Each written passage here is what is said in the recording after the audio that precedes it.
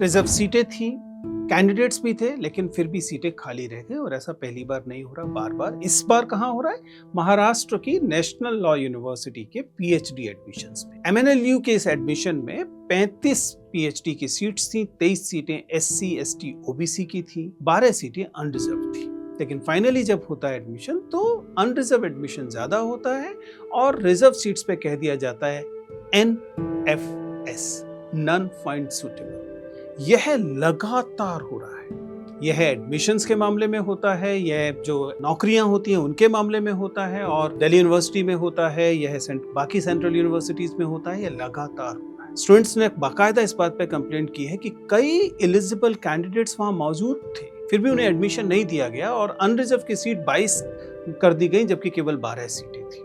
ये लगातार इसको लेकर अपील की जा रही है, याचिकाएं डाली जा रही है। मामला केवल एक यूनिवर्सिटी का नहीं है। जैसा हमने कहा, एज अ टीचर हम लोग जानते हैं कि हम जब भी यूजीसी के पास जाते हैं, जब भी सरकार के पास जाते हैं, हम बार बार ये शिकायत करते हैं कि ये एनएफएस का जो झंझट है ये समाप्त किया जाना चाहिए, क्योंकि जो तय करता है कि कौन सूटेबल है कौन सूटेबल नहीं है, वह किस वर्ग से आता है, वह किस समुदाय से आता है, उससे तय होता है कि किसे एनएफएस माना जाएगा। अनरिजर्व में कोई एनएफएस क्यों नहीं होता कभी? ऐसा क्या है कि आपकी सूटेबिलिटी जाति देखकर तय होती है? इसलिए आप सुनिश्चित करना चाहते हैं, क्योंकि आप पीएचडी में एडमिशन नहीं देंगे तो ये लोग भविष्य में प्रोफेसर नहीं बन पाएंगे, रिसर्चर नहीं बन पाएंगे, जुडिशियल ऑफिसर्स नहीं बन पाएंगे, पॉलिसी मेकर्स नहीं बन पाएंगे। आप इस रिप्रेजेंटेशन, अंडर रिप्रेजेंटेशन को लगातार रिप्रोड्यूस करना चाहते हैं। इसलिए एनएफएस के इस औजार को तुरंत बंद किए जाने की जरूरत है।